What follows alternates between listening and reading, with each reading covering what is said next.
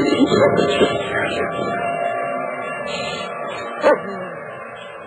listening to the Hour of the Time, and I'm William Cooper. Ladies and gentlemen, tonight is going to be one of those special treats. So make sure you have your pen and paper by your side, and that you have whatever you need to wet your whistle, a glass of water, a glass of milk, or whatever it is that you need to keep you in that chair for an hour. Get you a bag of pretzels, because you're not going to miss, or you're not going to want to miss, I hope you don't miss, one single word of this broadcast. It is essentially, you could add it on to the Mystery Babylon series. So those of you who have that series, it might be a good idea to tape this broadcast. Consider it part of your continuing education into how we got here, and who's bringing it about, and what does it all mean. Tonight's not going to solve that. It's going to present you with a mystery. But nevertheless, this mystery is crucial to what is happening today. And I believe that when it's ultimately solved, what will be presented to the world will be a deception of a great magnitude, and could, in fact, literally destroy the Christian church. So if you're a Christian, you should especially listen.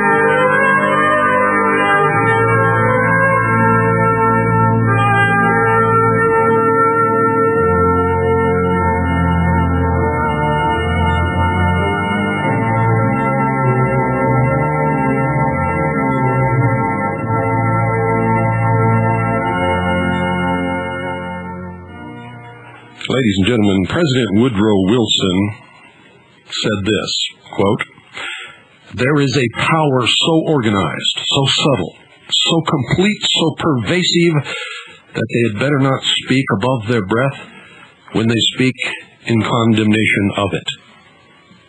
End quote. Now bear in mind that this was the President of the United States of America, a very powerful man, a very well-connected man. He knew what he was talking about.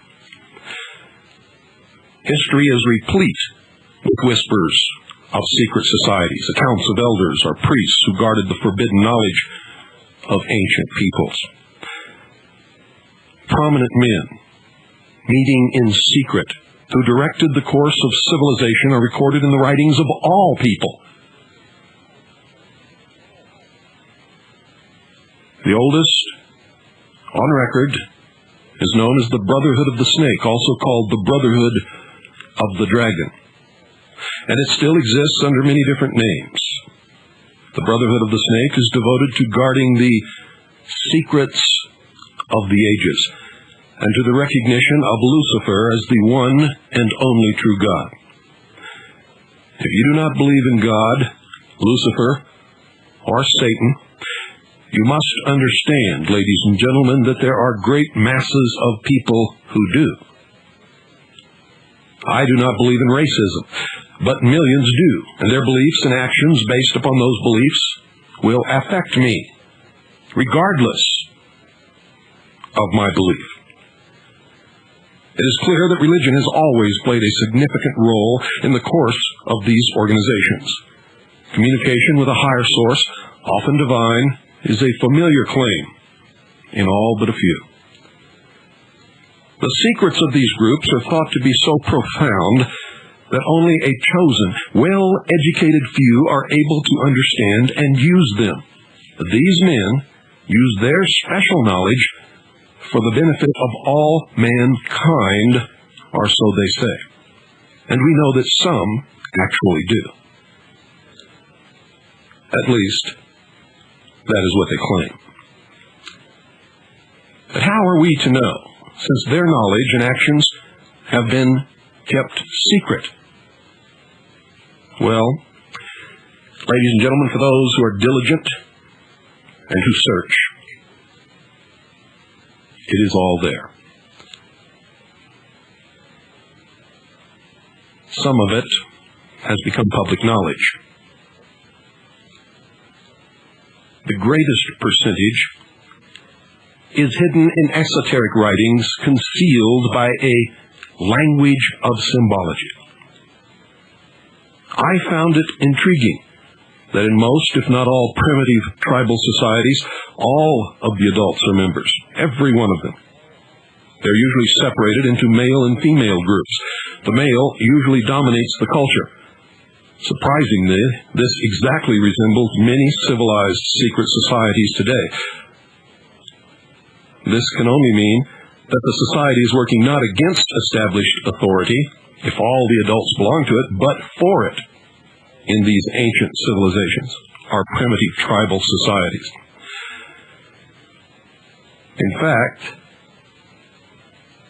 it could be said to actually be the established authority in that particular situation.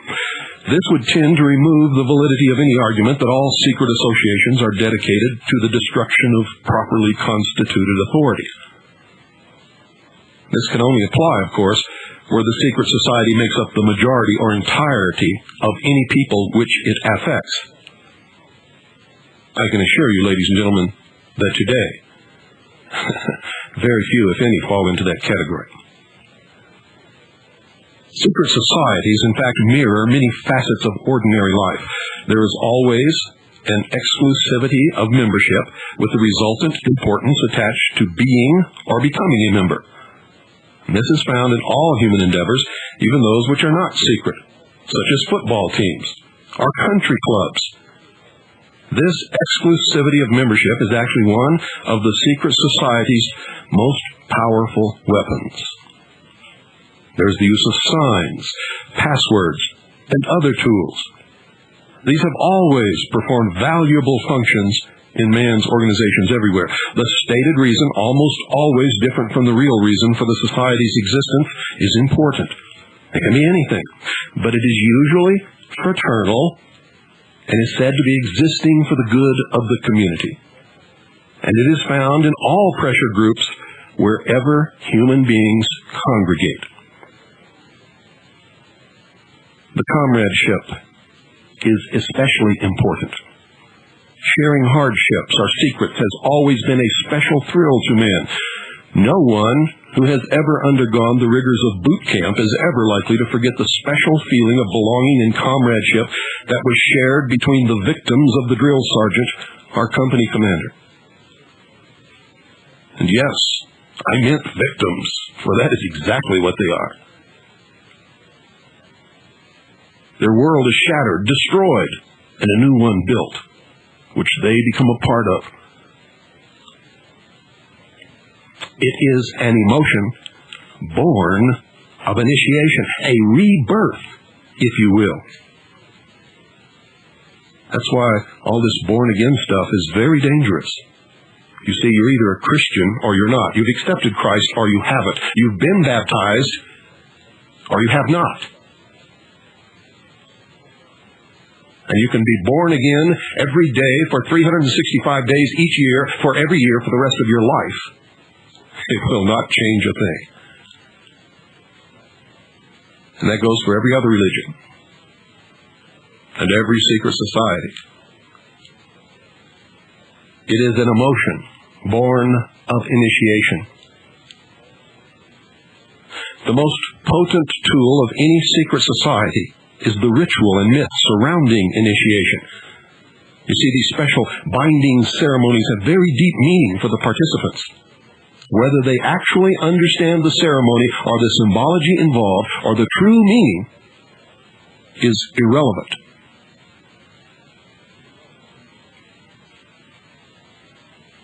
It is the specialness, the emotion,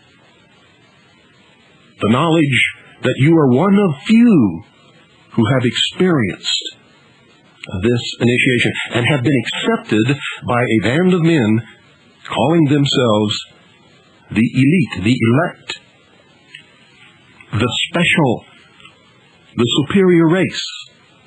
Pick one or pick all, because they usually all apply. Initiation, ladies and gentlemen, performs several functions which make up the heart and soul of any true secret society. You can form a secret society if you wish, but without some kind of special initiation that separates that person from the rest of the world and gives them literally, in their mind, an emotional rebirth, a new chance, with a brotherhood or a sisterhood who have pledged everlasting allegiance to that person. Like boot camp, the initiation into the armed forces, important aspects of human thought that are universally compelling are merged to train and maintain the efforts of a group of people to operate in a certain direction. Initiation bonds the members together in mysticism. Neophytes gain knowledge of a secret, giving them special status. The ancient meaning of neophyte is, quote, planted anew or reborn, end quote. A higher initiation is in reality a promotion, inspiring loyalty and the desire to move up to the next rung.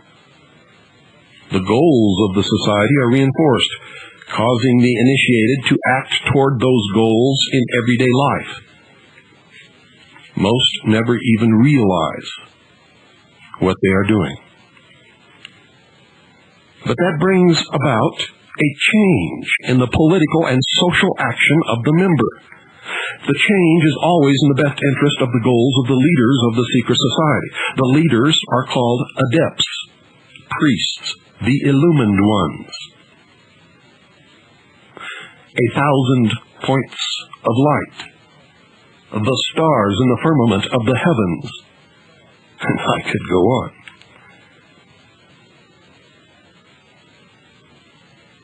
This can best be illustrated by the soldier, trained to follow orders without thinking.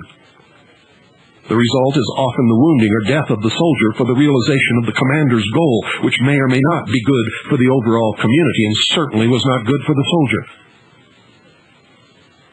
And maybe now you can understand why the wrath of the military came down around Specialist Michael New's shoulders when he refused to wear the United Nations uniform. Initiation is a means of rewarding ambitious men who can be trusted. You will notice that the higher the degree of initiation, the fewer the members who possess the degree. Now, this is not because the other members are not ambitious, but because a process of very careful selection is being conducted. You see, a point is reached where no effort is good enough without a pull-up by the higher members. Most members never proceed beyond this point and never learn the real secret purpose of the group. The member frozen at that point from that point on, serves only as a part of the political power base, as indeed he has always done, and provides a political consensus that leads the body politic in a direction away from which it would have gone if this group had not existed in their midst. You may have guessed by now that initiation is a way to determine who can and cannot be trusted, who believes in the mystery God and who does not. A method of deciding exactly who is to become an adept may be decided during initiation by literally asking the candidate to spit upon the Christian cross. If the candidate refuses, the members congratulate him and tell him, "You have made the right choice, as a true adept would never do such a terrible thing." The newly initiated might find it disconcerting, however, that he or she never advances any higher, no matter how hard they work, study, participate, or beg. If instead the candidate spits upon the cross, he or she has demonstrated a knowledge of one of the mysteries and soon will find him or herself a candidate for the next higher level. You see, almost all of these require a belief in a higher being, but they never, ever tell you who that being is. And it is forbidden to mention the name of Jesus the Christ in the lodge. And that should give you a clue. The mystery, literally, is that religion is but a tool to control the masses. Knowledge or wisdom is their only God, through which man himself will become God. Wisdom is represented and has been represented throughout the history of the world as the serpent, the snake. Satan, Lucifer,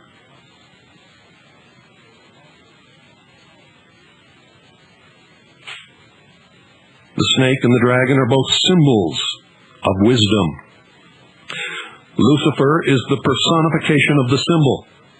It was Lucifer who tempted Eve to entice Adam to eat of the tree of knowledge. Tree of knowledge. Tree of knowledge. Had nothing to do, ladies and gentlemen, with any apple. And thus free man from the bonds of ignorance. The worship, which is a lot different from study of knowledge, science, or technology, is Satanism in its purest form. And its god is Lucifer. Its secret symbol is the all-seeing eye in the pyramid.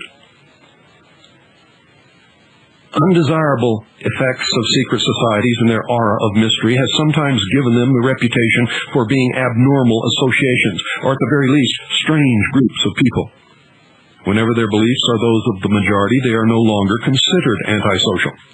A good example is the Christian Church, which was at one time a secret society under the Roman Empire. They were a minority, persecuted. In fact, the open, friendly secret society actually ruled most, if not all, of the known world at one time after when the Roman Empire became literally the Vatican. And the emperor became the Pope. It was a marriage. You see, the small cult of Christians were threatening the empire. And no matter how many they killed, 3 times as many sprang up to take their place. So a very, very wise Roman Empire named Constantine. Actually, he was not the empire, even though I'm sure he thought he was. He was the emperor.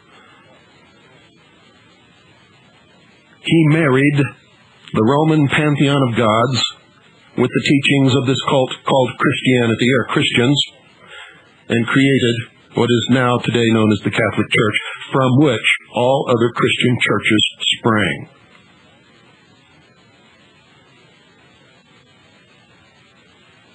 The pantheon of Roman gods became the pantheon of saints. The emperor became the Pope. And from that day, Rome ruled the world another 1,200 years and staved off the destruction of the empire. In fact, the empire grew and spread and took in all of Europe.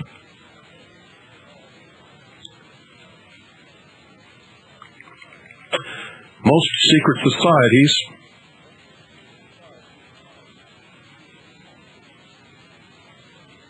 are generally considered to be antisocial. They're believed to contain elements that are not liked or are outright harmful to the community in general. This is exactly the case in some instances. Communism and fascism are secret societies in many countries where they are prohibited by law. In this country, the Nazi Party and the Ku Klux Klan are secret societies due mostly to the fact that the general public is disgusted by them. Their activities are sometimes illegal, thus the secrecy of their membership. The early Christians were a secret society because Roman authorities considered them from the start to be a dangerous group to imperial rule. The same was true of the followers of Islam. At least some of these true believers, working in secret, accomplished what would turn out to be for the eventual good of society. The Drusid and Yazidis in Syria and Iraq consider the Arabs a dangerous secret society dedicated to the takeover of the world. The Arabs today think the same of the Jews. Catholics and Freemasons used to have precisely the same ideas about each other. Now at the highest levels, they are one organization. Documented in a book entitled The Broken Cross by Piers Compton. In many primitive or backward societies, initiation into the highest degrees of the group involved subjection to trials, which not infrequently resulted in death or insanity for the candidate. It can be seen that social right and wrong is not the yardstick in estimating the value of a secret society. Usually, with these people, the end justifies the means. In Borneo, a tribal society, initiates of hunting organizations consider it meritorious and compulsory to hunt heads. In Polynesia, infanticide and debauch were considered essential for initiation into their societies, where the tribal code needed members who indulged in these things as pillars of society. You see, since the beginning of recorded history, governmental bodies of every nation have been involved with maintaining the status quo to defend the establishment against minority groups that sought to function literally as states within states, or to oust the constituted authority and take over in its place, either by subterfuge, coup d'etat, or open revolution. Many of these attempts, as we all know, if we read history, have succeeded, but have not always lasted. Man's desire to be one of the elect is something that no power on earth has been able to lessen, let alone destroy. It is one of the secrets of secret societies. It is what gives them a political base and lots of clout. Members often vote the same and give each other preference in daily business, legal, and social activities. It is the deepest desire of many to be able to say, I belong to the elect. I am better than all of these other people. And I know a secret. After all, haven't I been chosen to belong to this elite organization of fraternal brothers who control the community? I am special.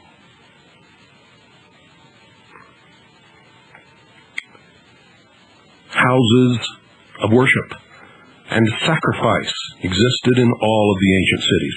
They were in fact temples built to honor the many gods. These buildings, ladies and gentlemen, functioned often as meeting places for philosophers and mystics who were in fact the priests and the leaders of those cities. They were believed to possess the secrets of nature. These men usually banded together in seclusive philosophic and religious schools, known as the mysteries. Those who did not belong were known as the profane. The most important of all of these ancient groups is the Brotherhood of the Snake and the Dragon, as I have revealed to you earlier, and was simply known as the Mysteries. The snake and dragon are symbols that represent wisdom. You can see in the ancient hieroglyphics and paintings upon the walls of the tombs in Egypt that the elect, the priests, the leaders, the pharaohs wore the symbol of the snake upon their forehead. They were members of the mysteries. They had to be to rule. For if they did not know the secrets of ruling, the secrets of nature, they could not control the mass of the profane, or, as some others call them, cattle or sheep.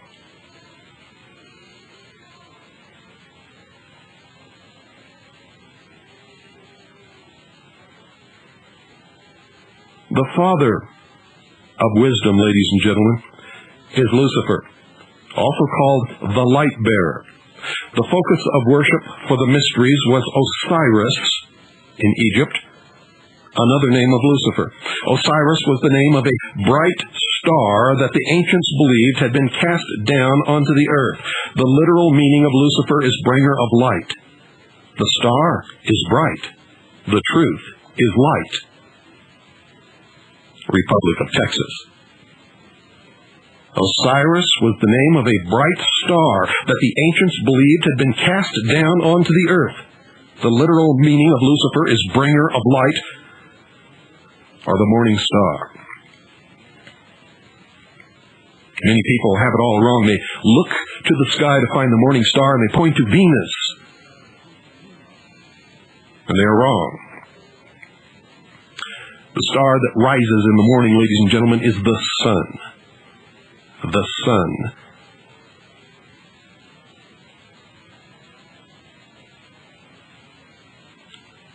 The star is bright. The truth is light. After Osiris was gone from the sky, the ancients saw the sun as the representation of Osiris, or more correctly, Lucifer. Albert Pike said, and I quote, "Osiris was represented by the sun," end quote.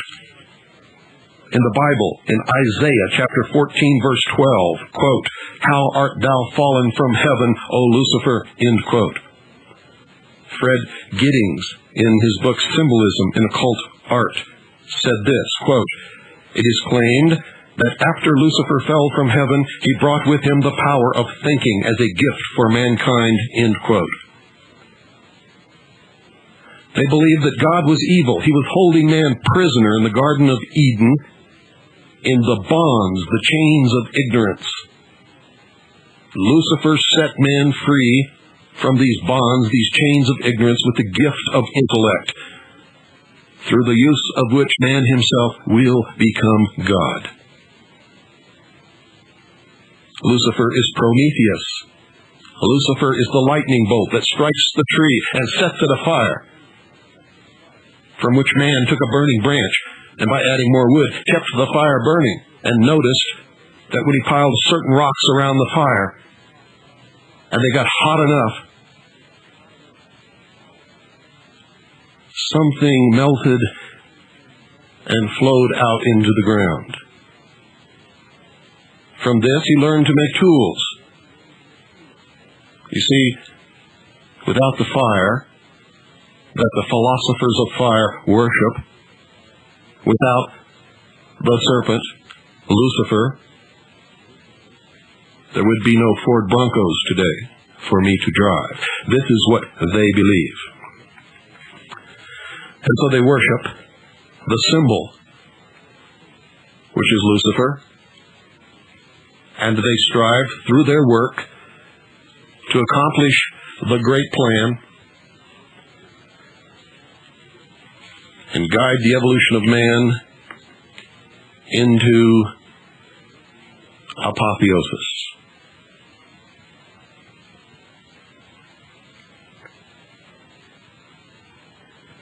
Most of the greatest monstrous rites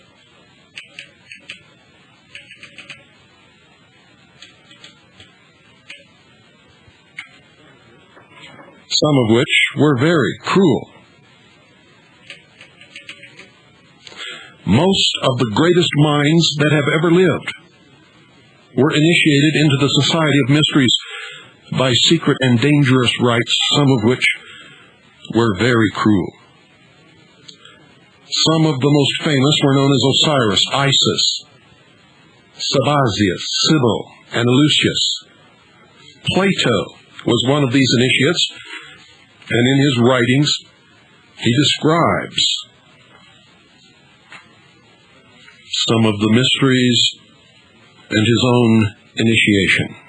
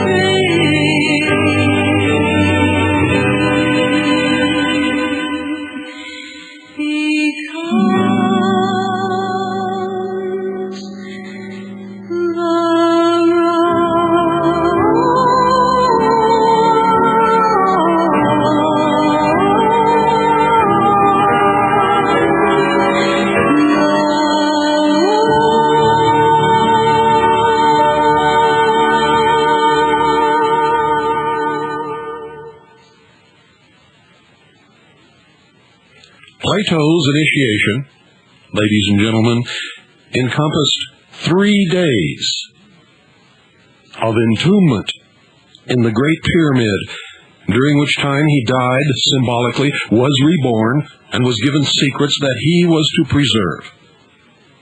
Plato's writings are full of information on the mysteries. Manly P. Hall stated in his book, The Secret Teachings of All Ages, that, quote, "The illumined of antiquity entered its portals as men, they came forth as gods," end quote. And he was talking about the Great Pyramid of Giza. The ancient Egyptian word for pyramid was kuti, spelled Khuti, which literally meant glorious light. Mr. Hall says also, quote, "The pyramids, the great Egyptian temples of initiation," end quote. You see, ladies and gentlemen, they were never, ever tombs for anyone. They were temples of initiation. How does that grab you? According to many, the Great Pyramids were built to commemorate and observe a supernova explosion that occurred in the year 4000 BC. Dr. Anthony Hewish, a 1974 Nobel Prize winner in physics, discovered a rhythmic series of radio pulses which he proved were emissions from a star that had exploded around 4000 BC. The Freemasons began their calendar from AL, which means in the year of light, found by adding 4,000 to the modern year. Thus 1990 plus 4,000 equals 5,990 AL, which is Annos Luminos, or the year of light. Go to any Masonic temple or any building in Washington, D.C. that was laid, that the cornerstone was laid in a Masonic ceremony, at least one of which was laid by George Washington himself, and you will see the date inscribed as Annos Luminos. George Michanowski wrote in The Once and Future Star that the ancient Sumerian cuneiform described a giant star exploding within a triangle formed by Zeta Pupae, Gamma Velorum, and Lambda Velorum, located in the southern sky. An accurate star catalog now stated that the blazing star that had exploded within the triangle would again be seen by man in 6,000 years. According to the Freemasons' calendar, it will occur in the year 2000. And ladies and gentlemen, it just may very well do that. And in the year 2000, simultaneously, supposedly, from what I have been told and from what I have learned from my research, a vault containing the ancient records of the earth will be opened in Egypt. I predicted that they would find a passageway beneath the Sphinx, and they have, within the last couple of years, actually discovered the passageway that I had predicted. They do not know where it leads yet. The return of Lucifer, represented by this great light in the sky, also described by Malachi Martin in his book, The Keys to This Blood, written with the blessings of the Pope, described that the Pope is now waiting for a great light which will appear in the heavens, signaling the greatest return of humanity to the church in the history of the world. Malachi Martin describes this event as a fission event. A fission event, ladies and gentlemen, is an atomic explosion. Could this have something to do with the plutonium on board the spacecraft known as Galileo, which according to NASA's own figures will go into a decaying orbit and plunge into the center of Jupiter sometime around December of the year 2000.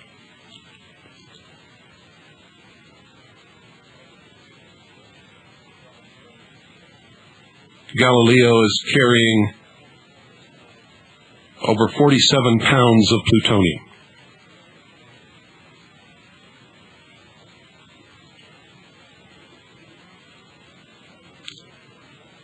The return of Lucifer and the opening of the vault will usher in the millennium.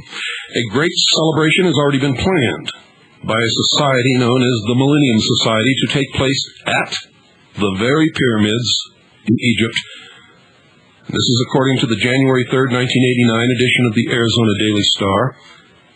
Quote, President-elect Bush is spending this New Year's holiday at Camp David, Maryland, but in 10 years he may be in Egypt. Organizers of the Millennium Society say he's already committed to ushering in the next century at the Great Pyramid of Cheops in Giza. On his birthday, ladies and gentlemen, during his administration, he was photographed, and this photograph was published widely, lying in bed, holding a model of the pyramid in his hand. The first secret that one must know to even begin to understand the mysteries is that their members believe that there are but few truly mature minds in the world. And I never believed that until I started dealing with the sheeple, and now I'm not so certain that they're wrong. They believe that those minds belong exclusively to them. That I still disagree with, because I'm not one of them, and I think I've got a pretty good mind. And I know some other people who are not part of them, and I think they have some pretty good minds also. The philosophy that follows is the classic secret society view of humanity. Quote, when a person of strong intellect is confronted with a problem which calls for the use of reasoning faculties, they keep their poise and attempt to reach a solution by garnering facts bearing upon the question. On the other hand, those who are immature, when confronted by the same problem, are overwhelmed. While the former may be said to be qualified to solve the mystery of their own destiny, the latter must be led like a bunch of animals and taught in the simplest language. Like sheep, they are totally dependent upon the shepherd. The able intellect is taught the mysteries and the esoteric spiritual truths. The masses are taught the literal exoteric interpretations. While the masses worship the five senses, the select few observe, recognizing in the gulf between them the symbolic concretions of great abstract truths. The initiated elect communicate directly to gods, who communicate back to them. The masses sacrifice their lambs on an altar facing a stone idol that can neither hear or speak.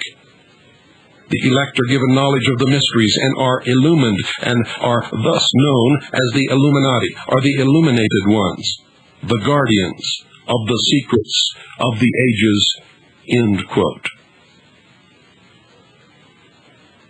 Three early secret societies that can be directly connected to a modern descendant are the cults of Rosh Hashanah, Mithras, and their counterpart, the Builders. They have many things in common with the Freemasons of today, as well as with many other branches of the Illuminati.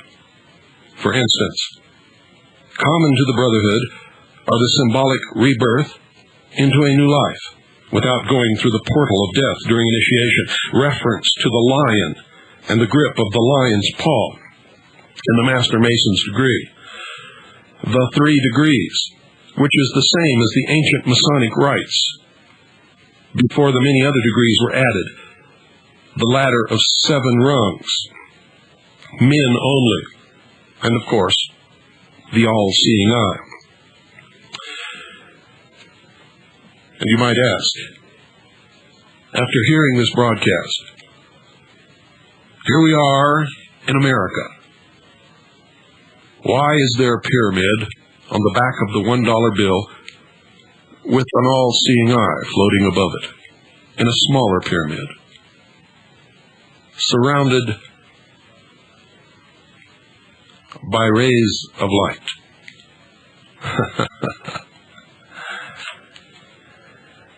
Of special interest is the powerful society in Afghanistan, in ancient times called the Rosh Hashanah. are the illuminated ones. There are actually references to this very mystical cult going back through history to the House of Wisdom at Cairo. At one time, Arabia, ladies and gentlemen, was the seat of all of the knowledge in the world. In fact, they had the only universities in the entire world. The major tenets of this cult were the abolition of private property, the elimination of religion, the elimination of nation-states, the belief that illumination emanated from the Supreme Being who desired a class of perfect men and women to carry out the organization and direction of the world. Belief in a plan to reshape the social system of the world by first taking control of individual countries one by one, and the belief that after reaching the fourth degree, one could communicate directly with the unknown supervisors who had imparted knowledge to initiates throughout the ages. Wise men will again recognize the Brotherhood. In fact, the Brotherhood today believes in these very same tenets. And if you are indeed observant, you can see that this is exactly what they have done and what they are in the process of completing. It's called socialism.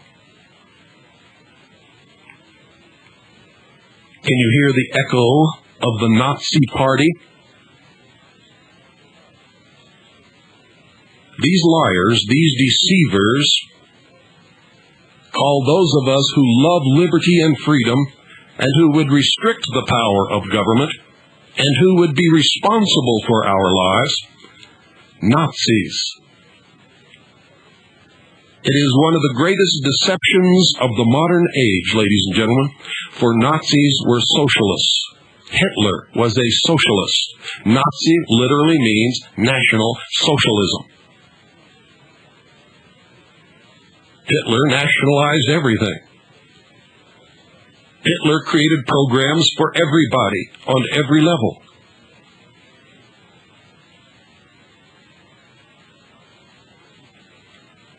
Nazis, ladies and gentlemen, are not right-wing, freedom-loving, responsible individuals. Nazis are socialists. Always have been, always will. Socialism is the father of fascism, which is a marriage of the social state with the corporate elite.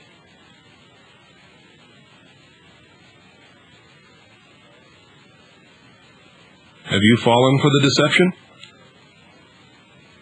Do you refer to people on the right as Nazis? And do you, as a member of the Nazi Party, call yourself right-wing? Claim that you love liberty and freedom? If you do, you've not only been lied to, but you're lying to yourselves and everyone else. You are, in fact, socialist fascists. And you are properly categorized on the left just above communism.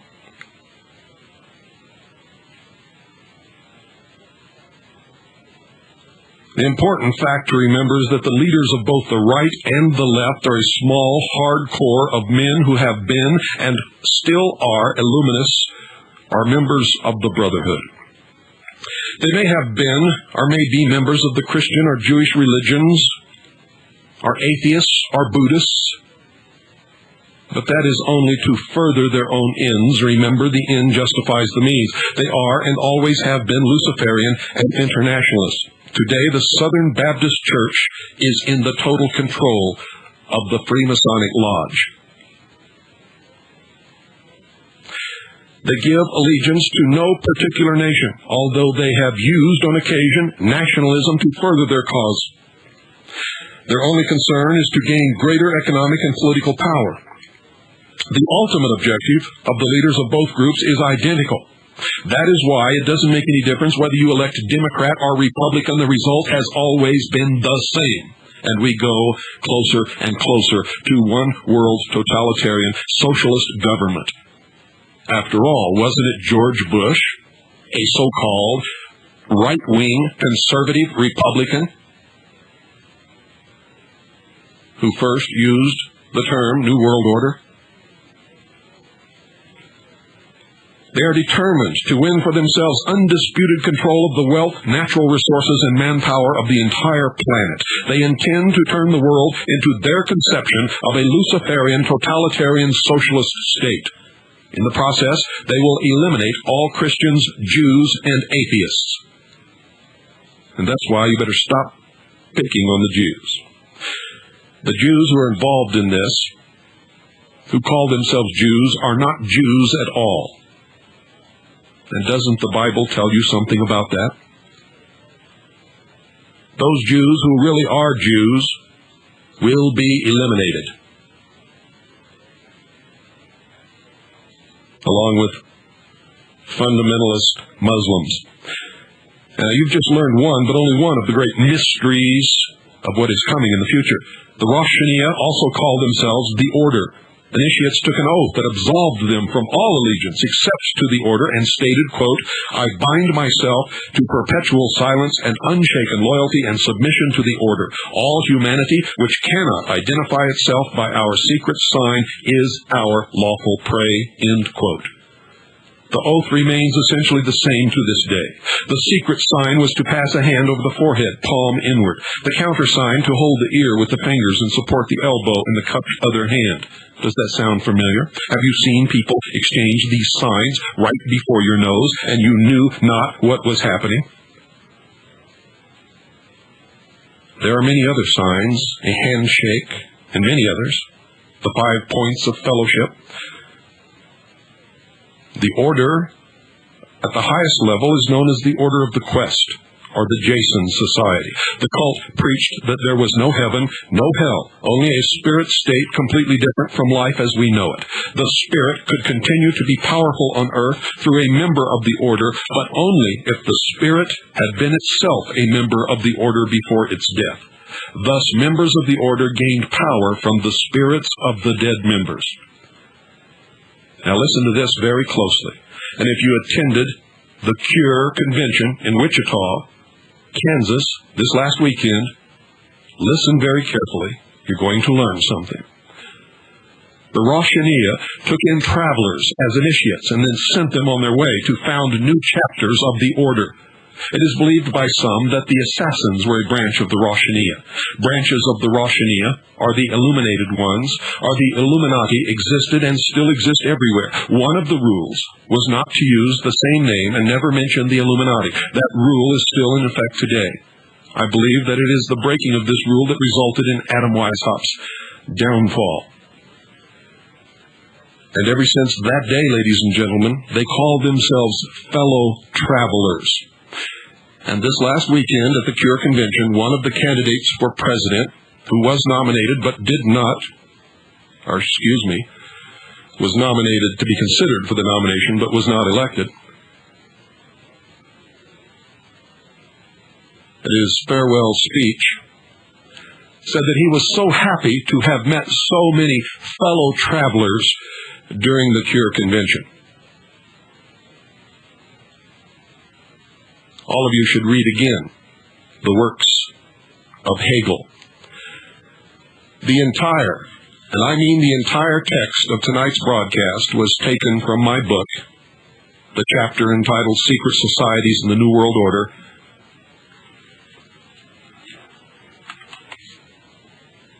Behold a Pale Horse. I wrote this over 5 years ago, ladies and gentlemen. Much of it I wrote 6 and 7 years ago. And it has been the underground bestseller ever since its publication.